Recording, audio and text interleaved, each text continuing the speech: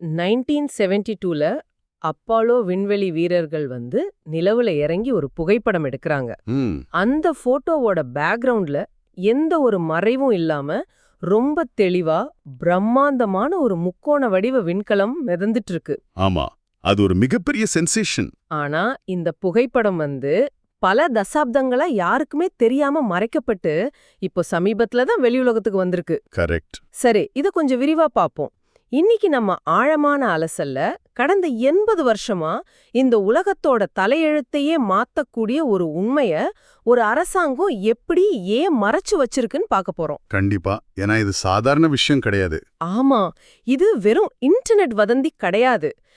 Aliens நிஜமாவே இருக்காங்களா அப்படிங்கிற உங்களோட கேள்விக்கு சமீபத்துல அமெரிக்க அரசாங்கம் வெளியிட்ட ரகசிய ஆவணங்கள், அப்புறம் இந்த ஏஜ் ஆஃப் டிஸ்க்ளோஷர் ஆவணப்பட இயக்குனரோட தகவல்கள், இது எல்லாத்தையும் வச்சுதான் பேச போறோம். அது மட்டும் இல்லாம CIA மற்றும் NSAல வேலை செஞ்ச ஒரு குவாண்டம் இயற்பியல் நிபுணரோட நேரடி சாட்சியங்களும் இதுல இருக்கு. எக்ஸாக்ட்லி. சோ இந்த அலசல்ல உண்மைய மட்டும் லாஜிக்கா நம்ம அலச போறோம். இது ரொம்ப முக்கியமான ஒரு பதிவு. ஏன்னா பல வருஷமா மக்கள் மத்தியில வானத்துல பறக்கிற தட்டுகளை பத்தின கதைகள் வெறும் பொழுதுபோக்காவோ இல்ல சயின்ஸ் ஃபிக்ஷன் படங்களாவோ தான் பார்க்கப்பட்டுச்சு. ஆமா, ஹாலிவுட் படங்கள்ல வர்ற மாதிரி. ஆனா அரசாங்க ஆவணங்களையும் ராணுவ அதிகாரிகளோட ரிப்போர்ட்டுகளையும் நாம தர்க்க ரீதியா, அதாவது லாஜிக்கலா அணுகும்போது இதுல ஒளிஞ்சிருக்கிற அதிர்ச்சிகரமான உண்மைகள் புரிய ஆரம்பிக்குது. அந்த லாஜிக்கான கேள்வியிலிருந்தே நான் ஆரம்பிக்கிறேன். இந்த சோர்ஸ் மெட்டீரியல்ஸ் படிக்கும்போது எனக்கு வந்த முதல் சந்தேகம் அந்த 1947 ராஸ்வெல் சம்பவம் தான். ஓ, அந்த ஃபேமஸான கிராஷ். ஆமா, ஒரு ஏலியன் ஸ்பேஸ் கிராஃப்ட் விழுந்துச்சு, அத ராணுவம் மீட்டாங்கன்னு சொல்றாங்க. ஆனா உலகத்துல இருக்கிற யாருக்கும் தெரியாம, ஏன் அந்த நாட்டோட ஜனாதிபதிகளுக்கு கூட தெரியாம இவ்வளவு பெரிய விஷயத்தை எப்படி மறைக்க முடியும்? அது ஒரு நல்ல கேள்வி. ஒரு பிரசிடென்ட் நினைச்சா எல்லா ஃபைல்ஸையும் பார்க்கலாமே. பல தசாப்தங்களா இது எப்படி சீக்ரெட்டா வச்சிருந்தாங்க? ஆக்சுவலா அதுதான் அரசாங்கத்தோட அதிகார படிநிலையில இருக்கிற ஒரு சுவாரஸ்யமான லூப் ஹோல். நீங்க சொன்ன அந்த 1947 சம்பவத்துக்கு பிறகு இதுக்காகவே லெகசி ப்ரோக்ராம் அப்படிங்கிற ஒரு அதிரகசிய திட்டத்தை அமெரிக்கால உருவாக்குனாங்க. Legacy program? ஆமா, இது சாதாரண ரகசியம் கிடையாது. இதுக்கு பேரு USAP, அதாவது அன்எக்னாலஜ்ட் ஸ்பெஷல் ஆக்சஸ் ப்ரோக்ராம்ஸ். ஓஹோ. அதாவது இப்படி ஒரு திட்டம் இருப்பதே நாடாளுமன்றத்துக்கோ இல்ல வெள்ள மாளிகைக்கோ கூட அதிகாரப்பூர்வமா தெரியாது. பிரசிடென்ட்டுக்கு கூடவா தெரியாதா? தெரியாது. ஏன்னா ஜனாதிபதிகள் 4 வருஷமோ 8 வருஷமோ பதவியில் இருப்பாங்க, அப்புறம் போயிடுவாங்க. ஆனா இந்த உளவுத்துறை ஏஜென்சிகள்ல இருக்கிற அதிகாரிகளும் ராணுவ ஜெனரல்களும் பல தசாப்தங்களா அங்கேயே தான் இருப்பாங்க. அவங்க கையில தான் பவர் இருக்கு. கரெக்ட். அவங்க கையில தான் இதோட முழு கண்ட்ரோலும் இருந்துச்சு. அப்போ ஒரு அரசாங்கத்துக்குள்ள இன்னொரு நிழல் அரசாங்கம் மாதிரி செயல்பட்டிருக்காங்க. ஆனா ஏன் இவ்வளவு ரகசியம்? மக்களுக்கு இத சொன்னா என்ன ஆக போகுது? அந்த காலகட்டத்தை நீங்க கவனிக்கணும். 2ஆம் உலகப் போர் முடிஞ்சு அமெரிக்காவுக்கும் சோவியத் யூனியனுக்கும் இடையில பனிப்போர் ரொம்ப தீவிரமா ஆரம்பிச்ச நேரம் அது. ஆமா, கோல்ட் வார் டைம். அப்போ அமெரிக்க அரசாங்கத்தோட மைண்ட் செட் என்னவா இருந்துச்சுன்னா, இந்த உலகத்துல இல்லாத ஒரு அட்வான்ஸ்டு டெக்னாலஜி நம்ம கைக்கு கிடைச்சிருக்கு. சரி. இதை நம்ம நண்பர்களுக்கு சொன்னா அது கண்டிப்பா உளவுத்துறை மூலமா நம்ம எதிரிகளுக்கும் தெரிஞ்சிடக்கூடாதுன்னு தான் அவங்க பயம். ஓ, அப்ப டெக்னாலஜி லீக் ஆயிடக்கூடாது. எக்ஸாக்ட்லி. ரஷ்யாவுக்கோ சீனாவுக்கோ முன்னாடி நாம இந்த டெக்னாலஜியை ரிவர்ஸ் என்ஜினியர் பண்ணி, அதாவது பிரிச்சு மேஞ்சு கத்துக்கணும்னு ஒரு ரகசிய பனிப்போர் நடந்துட்டு இருந்துச்சு. இத பாக்கும்போது எனக்கு ஒரு விஷயம் தோணுது. இது எப்படி இருக்குன்னா, ஒரு வீடியோ கேம்ல உங்களுக்கு மட்டும் ஒரு சீக்ரெட் ஷீட் கோடு கிடைச்சிருச்சு. ஆமா. அத உங்க கூட விளையாடுற நண்பர்களுக்கு தெரிஞ்சா அவங்களும் அதை யூஸ் பண்ணி உங்களை ஜெயிச்சிருவாங்கன்னு யாருக்குமே சொல்லாம மறைக்கிற மாதிரி இருக்கு இல்லையா? ரொம்ப சரியான ஒப்பீடு. அந்த சீக்ரெட் கோடை எப்படி அன்லாக் பண்றதுன்னு அவங்க சயின்டிஸ்ட் மட்டும் பல வருஷமா ரகசியமா ரீசர்ச் பண்ணிட்டு இருந்தாங்க. வேற யாருக்கும் தெரியாம. ஆமா, இது வெளியே தெரிஞ்சிடக்கூடாதுங்கிறதுக்காகவே ஒரு மிகப்பெரிய டிஸ்இன்ஃபர்மேஷன் கேம்பெயின் செஞ்சாங்க. அதாவது பொய் செய்திகளை பரப்புறது. கரெக்ட். வெளியுலகத்துல யாராவது UFO பத்தியோ ஏலியன்ஸ் பத்தியோ பேசுனா அவங்கள மனநிலை பாதிக்கப்பட்டவங்க மாதிரியோ முட்டாள்கள் மாதிரியோ காட்டுறதுக்கு அரசாங்கமே வேலை செஞ்சது. அடப்பாவமே. இதனால பல வருஷமா பெரிய கல்வி நிலையங்களும் சயின்டிஸ்ட்களும் இதை ஒரு சீரியஸான டாபிக்கா எடுக்கவே பயந்தாங்க. ஆனா இப்போ நிலைமை வேற. நீங்க சொன்னதை வச்சு பார்க்கும்போது இவ்வளவு சீக்கிரட்டா பாதுகாத்தாலும் அப்பப்போ சில விஷயங்கள் வெளியில லீக் ஆகி மக்களோட கண்ணுக்கு வந்திருக்கு. ஆமா, நிறைய லீக்ஸ் நடந்திருக்கு. ஆனா இங்க எனக்கு ஒரு பெரிய சந்தேகம் இருக்கு. அதாவது இப்ப எல்லார் கையிலயும் 4K கேமரா உள்ள ஐபோன் இருக்கு. எங்கேயோ நடக்கிற சின்ன விஷயத்த கூட நாம HDல ஜூம் பண்ணி பாக்குறோம். அப்புறம் ஏன் இணையத்துல வர்ற எல்லா ஏலியன் அல்லது யுஎஃப்ஓ போட்டோகளும் மங்களாவே இருக்கு? இதுவே ஒரு பெரிய சந்தேகத்தை ஏற்படுத்துது. இந்த சந்தேகம் உங்களுக்கு மட்டும் இல்ல, இத கேக்குற எல்லாருக்குமே இயல்பா வரும். ஆனா இதுக்குள்ள இருக்கிற இயற்பியல் காரணங்களை, அதாவது பிசிக்ஸ் என்ன சொல்லுதுன்னு இந்த ஆவணங்கள் ரொம்ப தெளிவா விளக்குது. பிசிக்ஸ் காரணமா? ஆமா, நீங்க பாக்குற இந்த யுஏபிகள், அதாவது அன்ஐடென்டிஃபைட் அனாமலஸ் ஃபெனாமெனா நம்ம ஏரோப்ளேன் மாதிரி காத்துல உந்தி பறக்கிறது கிடையாது. ஓ, அப்புறம் எப்படி பறக்குது? ஐன்ஸ்டீனின் சார்பியல் கோட்பாடு அடிப்படையில இது ஒரு வார்ப் பபிள், அதாவது ஒரு காலவெளி குமிழியை தனக்கு சுத்தி உருவாக்குது. காலவெளி குமிழியா? கொஞ்சம் விளக்கமா சொல்லுங்களேன், அது எப்படி வேலை செய்யுது? சுருக்கமா சொல்லணும்னா, அது காத்திலயோ தண்ணிலயோ பயணிக்கல, அந்த ஸ்பேஸ் கிராஃப்டுக்கு சுத்தி இருக்கிற ஸ்பேஸ் டைமை அது வளைக்குது. இதுக்கு பேரு டிரான்ஸ்மீடியம் டிராவல். ஓஹோ. விண்வெளியிலிருந்து பூமிக்கு எந்த ஒரு தடங்களும் இல்லாம, ஒரு சொட்டு தண்ணி கூட தெறிக்காம கடலுக்குள்ள பல ஆயிரம் கிலோமீட்டர் வேகத்துல அதால உள்ள போக முடியும். ஒரு சொட்டு தண்ணி கூட தெறிக்காமலா? ஆமா, ஏன்னா அது தண்ணியை கிழிச்சுக்கிட்டு போகல, அதுக்கு சுத்தி இருக்கிற அந்த வார்ப் பபிள் ஒரு கவசம் மாதிரி இருந்து வெளியில இருக்கிற எந்த பௌதிக பொருளும் விண்கலத்து மேல படாம பாத்துக்குது. Wow, super technology. அதனாலதான் ஒளியை விட பல மடங்கு வேகத்துல போனாலும் எந்த ஒரு உராய்வும் இருக்காது, சானிக் பூம் மாதிரி எந்த சத்தமும் கேட்காது. இது ரொம்ப இன்ட்ரெஸ்டிங்கா இருக்கு. எனக்கு இதுல இருந்து ஒரு லாஜிக் புரியுது. சொல்லுங்க. அதாவது தண்ணிக்குள்ள நீந்துற ஒரு மீனை தண்ணிக்கு வெளியில இருந்து நாம கேமரால போட்டோ எடுத்தா எப்படி அந்த உருவம் வளைந்து லைட் பெண்ட் ஆகி மங்கலா தெரியுமோ அதே மாதிரி தானா இதுவும்? எக்ஸாக்ட்லி. அந்த வார்ப் பபிள் வழியா அந்த ஸ்பேஸ் கிராஃப்ட நம்ம கேமராவில பிடிக்கும்போது அந்த காலவேளி குமிழி ஒளிய வளைக்கிறதால அது கேமராவில சரியா பதிவாக மாட்டேங்குது. கரெக்டா? 100% துல்லியமான லாஜிக். நம்ம கேமரா லென்ஸ் அந்த வார்ப் பபிள தாண்டி உள்ள இருக்கிறத தெளிவா படம் பிடிக்க முடியாது. ஒளியே வளையும் போது கேமரா என்ன செய்யும்? ஆமா, கரெக்ட் தான். ஆனா எந்த இடத்துல அந்த குமிழி தேவை இல்லாம ஆஃப் செய்யப்படுதோ அங்க அது ரொம்ப தெளிவா பதிவாகும். அதத்தான் நாம நிகழ்ச்சி ஆரம்பத்துல பேசணும். ஓ, அந்த அப்போலோ 1972 போட்டோ?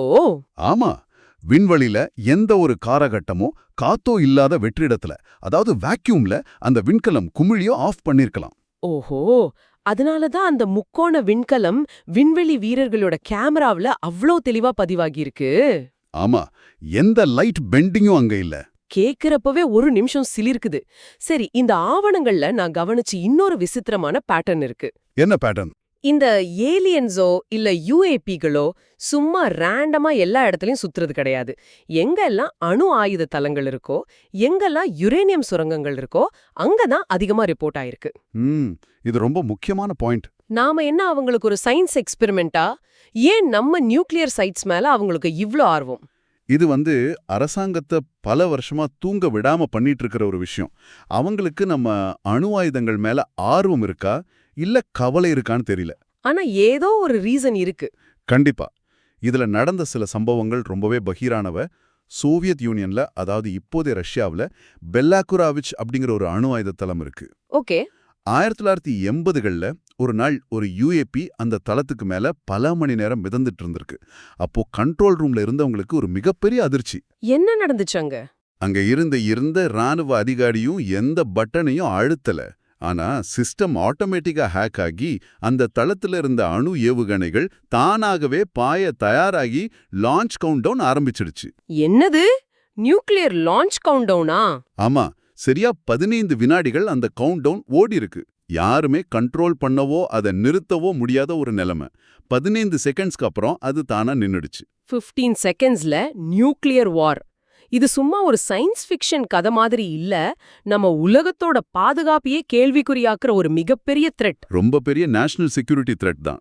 இதுல ஏதாவது ஒரு சின்ன தப்பு நடந்திருந்தா கூட இன்னைக்கு நாம இந்த பேச்சே பேசிட்டு இருக்க மாட்டோம். உண்மைதான். அதனாலதான் இப்போ அமெரிக்க அரசாங்கத்துக்குள்ள இது ஒரு மிகப்பெரிய கவலையா மாறி இருக்கு. முக்கியமா நீங்க கவனிக்க வேண்டியது, இது எந்த ஒரு அரசியல் கட்சி சார்ந்த விஷயமோ இல்ல. ஆமா, பைபார்டிசன் இஷ்யூன் சோர்ஸ்ல இருந்துச்சு. கரெக்ட். ட்ரம்ப் நிர்வாகம் சமீபத்துல 400 ரகசிய ஆவணங்களை டீக்ளாசிஃபை பண்ணி வெளியிட்டாங்க. ஓ, அவங்களே வெளியிட்டாங்களா? ஆமா. அதே மாதிரி முன்னாள் ஜனாதிபதி ஒபாமாவும் ஒரு பேட்டியில வானத்துல பறக்கிற சில விஷயங்கள் என்னன்னு நமக்கே தெரியல, அதோட பயணப்பாதையை நம்மளால கணிக்க முடியல, அது நிஜம்தான்னு ரொம்ப ஓப்பனா சொன்னாரு.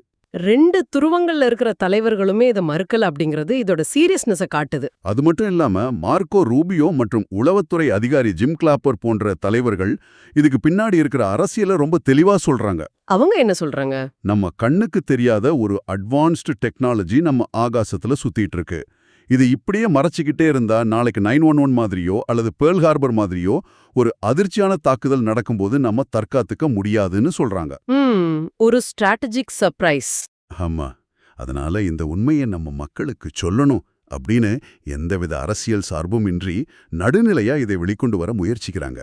ஓகே, இப்போ எனக்கு ஒரு பெரிய கேள்வி வருது. சொல்லுங்க. அவங்களால காத்துல மிதந்துகிட்டே நம்மளோட சிஸ்டம எந்த பட்டனையும் தொடாம ஹேக் பண்ணி அணு ஆயுதங்களை லான்ச் பண்ண முடியுதுன்னா அவங்க எப்படி அவங்களோட விண்கலத்தை ஓட்டுறாங்க? இது ஒரு அருமையான கேள்வி. சோர்ஸ் மெட்டீரியல்ஸ்ல ஒரு இடத்துல படிச்சேன், மீட்கப்பட்ட பல ஏலியன் ஸ்பேஸ் கிராஃப்ட்குள்ள எந்த ஒரு ஸ்டியரிங் வீலோ கண்ட்ரோல் பேனலோ இல்ல, வெறும் காலியான இருக்கைகள் மட்டுமே இருந்துச்சுன்னு போட்டிருக்கு. இது எப்படி சாத்தியம்? நீங்க சரியா அந்த புள்ளிக்கு வந்துட்டீங்க. இதுதான் பல தசாப்தங்களா ரிசர்ச் பண்ண சயின்டிஸ்ட்களை குழப்பத்துல அழுத்தின விஷயம். எந்த கண்ட்ரோல்ஸும் இல்லாம எப்படி ஓட்டுவாங்க? உள்ள எந்த கண்ட்ரோல்ஸுமே இல்லாம இந்த ஷிப் எப்படி இயங்குது அப்படிங்கிற இந்த ஒரு கேள்விதான் அமெரிக்க அரசாங்கத்தையும் சிஐஏவையும் இயற்பியலை தாண்டி மனிதர்களோட மனசையும் ஆராய வச்சது. மனிதர்களோட மனசையா? ஆமா, கான்ஷியஸ்னஸ். இதற்காக 1970களில் சிஐஏ ஆரம்பிச்ச ஒரு அதிரகசிய ப்ராஜெக்ட் தான் ஸ்டார்கேட். இதுல ரிமோட் வியூவிங் அப்படிங்கிற கான்செப்டை டெஸ்ட் பண்ணாங்க. ரிமோட் வியூவிங்கா? இது எனக்கு கொஞ்சம் நம்புறதுக்கு கஷ்டமா இருக்கு. ஏன் அப்படி சொல்றீங்க? ஏன்னா பனிப்போர் காலத்துல சிஐஏ பல விசித்திரமான, சில நேரங்கள்ல முட்டாள்தனமான ப்ராஜெக்டுகளுக்கு ஃபண்ட் பண்ணியிருக்காங்கன்னு நான் கேள்விப்பட்டிருக்கேன். மனிதர்கள் எந்த டெக்னாலஜியும் இல்லாம மனசாலியே இன்னொரு இடத்துல நடக்கிறத பார்க்க முடியுங்கிறதுக்கு நிஜமான ப்ரூஃப் ஏதாவது இருக்கா, இல்ல இதுவும் ஒரு ஃப்ளூக் தானா? கண்டிப்பா ப்ரூஃப் இருக்கு. இத சயின்டிஃபிக்கா லேப்ல வச்சு டெஸ்ட் பண்ணிருக்காங்க. எப்படி டெஸ்ட் பண்ணாங்க? சாதாரண மனிதர்களை தனிமைப்படுத்தப்பட்ட அறையில வச்சு அவங்களுக்கு உலகத்தோட ஏதோ ஒரு மூலையில இருக்கிற அட்சரேகை தீர்க்கரேகையை மட்டும் கொடுத்து அங்க என்ன இருக்குன்னு பார்க்க சொல்லிருக்காங்க. ஓகே. ஒரு முறை ஆப்பிரிக்கா காட்டுக்குள்ள ஒரு சோவியட் ராணுவ விமானம் விழுந்துருச்சு. எந்த சேட்டலைட்டும் அதை கண்டுபிடிக்க முடியல. அப்போ இவங்களை யூஸ் பண்ணாங்களா? ஆமா, அப்போ அந்த ரிமோட் வியூஸ் 2 பேரை கூப்பிட்டு வெறும் மேப்பை மட்டும் கொடுத்து எங்க விழுந்திருக்குன்னு கேட்டாங்க. அவங்க ஒரு லொகேஷனை மார்க் பண்ணாங்க. அந்த இடத்துல விமானம் இருந்துச்சா? சிஐஏ அந்த இடத்துக்கு போய் பார்த்தப்போ அவங்க மார்க் பண்ண இடத்துல இருந்து வெறும் 3 மைல் துல்லியத்துல அந்த விமானம் இருந்துச்சு. இத முன்னாள் அமெரிக்க ஜனாதிபதி ஜிம்மி கார்ட்டர் அவரோட ஒரு ஆடியோ பதிவிலேயே உறுதி செஞ்சிருக்காரு. 3 மைல் துல்லியம். ஆப்பிரிக்கா மாதிரி ஒரு அடர்ந்த காட்டுக்குள்ள எந்த ஒரு கம்யூனிகேஷனும் இல்லாம இத கண்டுபிடிக்கிறது சாதாரண விஷயம் கிடையாது. இது ஒரு சம்பவம் மட்டும் இல்ல. வெள்ளி மார்க்கெட்ல, அதாவது சில்வர் ஃபியூச்சர்ஸ்ல ஒரு பெரிய டெஸ்ட் பண்ணாங்க. ஃபைனான்ஸ்லயுமா? ஆமா, இந்த ரிமோட் வியூவர்ஸை வச்சு நாளைக்கு மார்க்கெட் ஏறுமா இறங்குமான்னு கணிக்க சொன்னாங்க. அவங்க சும்மா ஏறும் இறங்கும்னு சொல்லல. வேற என்ன சொன்னாங்க? மார்க்கெட் ஏறினா அதுக்கு சம்பந்தமான ஒரு பொருளையும், இறங்குனா அதுக்கு சம்பந்தமான இன்னொரு பொருளையும் துல்லியமா விவரிச்சு வெறும் 30 நாட்கள்ல $260,000 லாபம் பார்த்திருக்காங்க. Oh my god. இது எல்லாமே அரசாங்கத்தோட அதிகாரப்பூர்வ ஆவணங்கள்ல பதிவாயிருக்கு. ஓகே, அந்த ரிசல்ட்ஸ் ரொம்ப ஆச்சரியமா இருக்கு. ஆனா இதோட மெக்கானிசம் என்ன? மூளைக்கும் பல 1000 கிலோமீட்டர் தள்ளி நடக்கிற விஷயத்துக்கும் எப்படி தொடர்பு உருவாகுது? இதுக்கும் அந்த ஏலியன் விண்கலத்தை ஓட்டுறதுக்கும் என்ன சம்பந்தம்? இங்கதான் நம்ம குவாண்டம் என்டாங்கிள்மெண்ட் பத்தி பேசணும். ரொம்ப சிம்பிளா சொல்றேன். பிரபஞ்சத்தோட 2 வெவ்வேறு முனைகள்ல 2 காயின் சுத்திட்டு இருக்குன்னு வச்சுப்போம். சரி.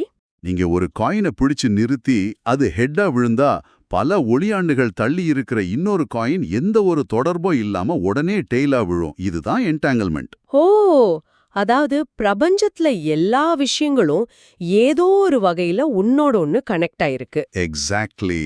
Wow.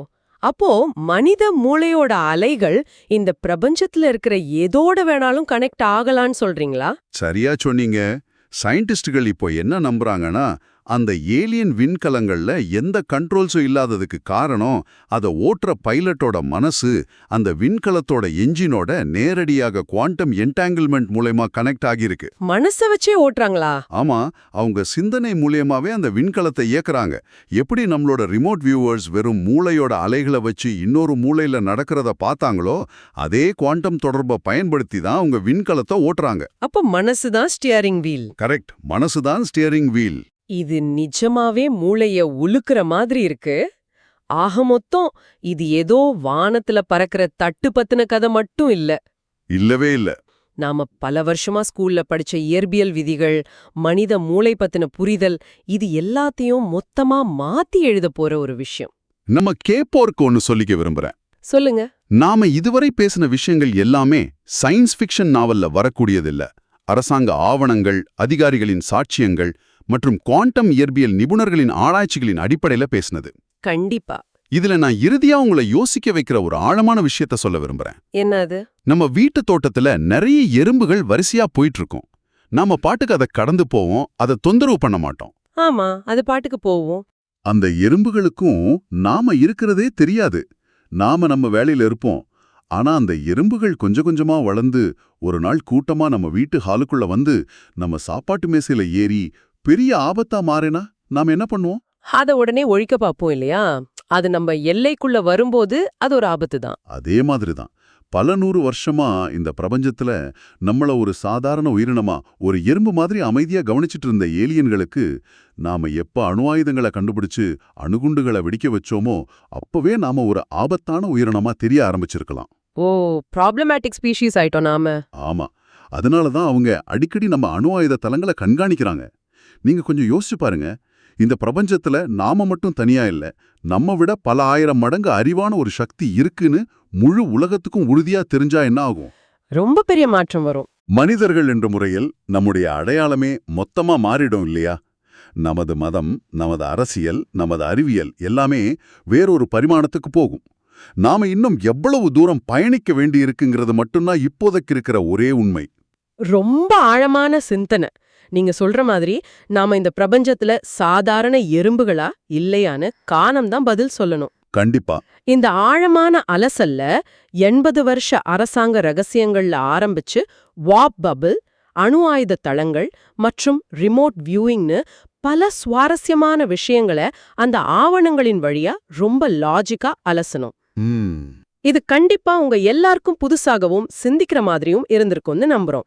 If you like the content, please subscribe Geo Explain Tamil and share for more. And click the bell icons for notification.